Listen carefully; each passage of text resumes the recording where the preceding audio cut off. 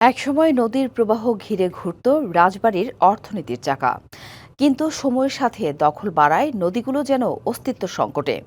প্রশাসনের চোখের সামনে গড়ে তোলা হচ্ছে বড় বড় স্থাপনা। নদী দখলের কারণে নতুন করে খাল খনন কর্মসূচি পড়েছে প্রশ্নের মুখে। পদ্মা, চন্দনা, চন্দ্রা, গড়াই, হরাই নদী বেষ্টিত জেলা রাজবাড়ী। এক সময় খরস্রোতা এসব নদী দিয়ে চলত বড় বড় জাহাজ সহ নৌযান, কিন্তু সময়ের সঙ্গে সঙ্গে দখল হয়ে সংকুচিত হচ্ছে এসব নদী। গড়ে উঠছে বহুতল ভবন, ক্লিনিক, ব্যবসা প্রতিষ্ঠান সহ বিভিন্ন স্থাপনা। প্রশাসন ও পানি উন্নয়ন বোর্ডের সামনে চন্দনা নদী দখলের চিত্র ধরা পড়ে ক্যামেরায়। দখলদার দলিল উদ্দিন শেখ নদীর 2.86 একর জমি দখল করে তৈরি করছেন 2 তলা ভবন। চোখের সামনেই এরকম দখলদারি কার্যক্রম চললেও নিশ্চুপ প্রশাসন। তার উপর নতুন করে কয়েক কোটি টাকা ব্যয়ে খাল খনন পড়েছে প্রশ্নের মুখে। এই নদীটার ভরা যৌবন ছিল।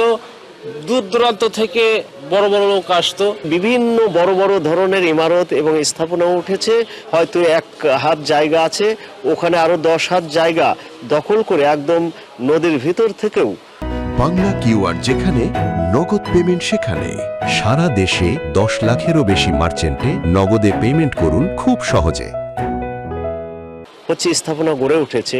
স্থানীয় সরকার যারা আছে তারা যদি চায় এটা করতে দিব না, কারণ ক্ষমতা এসে করে।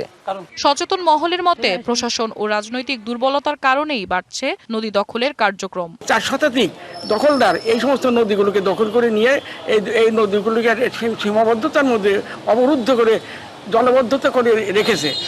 যে প্রশাসনিক যে দুর্বলতা, প্রশাসনিক সেই দুর্বলতাকে এবং কোনো সময় রাজনৈতিক দুর্বলতা কাজ করে, এবং প্রশাসনিক তত্ত্বাবধানে এদেরকে সরা দিয়ে খাল খনন করা উচিত। আর নতুন করে দখল বন্ধে পানি উন্নয়ন বোর্ডের দায়সারা জবাব। ইতিপূর্বে আমরা মোটামুটি 2018 সালে সারা বাংলাদেশ ব্যাপী আমরা উচ্ছেদ কার্যক্রম করেছিলাম, আপনারা জানেন এটা তখন করা হয়েছিল। এরপর থেকে আমরা এই বিষয়টা নিয়ে আগালেও খুব একটা সফলতা পাইনি, কিন্তু আমাদের সেই প্ল্যানই আছে যে আমরা অচিরেই আমরা এই উচ্ছেদ অভিযান একযোগে শুরু করব। দখলের বেড়াজাল থেকে মুক্ত হোক নদীগুলো, ফিরে পাক নিজস্ব স্রোতধারা, এমন প্রত্যাশা রাজবাড়ীবাসীর।